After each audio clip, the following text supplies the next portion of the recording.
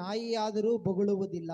Hallelujah. హల్లెలూయా. ಕೈಗಳ ತಟ್ಟಿ ದೇವರಿಗೆ ಸ್ತೋತ್ರ ಮಾಡೋಣ. చప్పట్లు కొట్టు దేవుని నామమున. ನಾನು ಐ ವಿಲ್ ಶೋ, నేను ನಾನೇ చూపిస్తాను. ತೋರಿಸ್ತೇನೆ ಅದನ್ನ. నేనే చూపిస్తాను.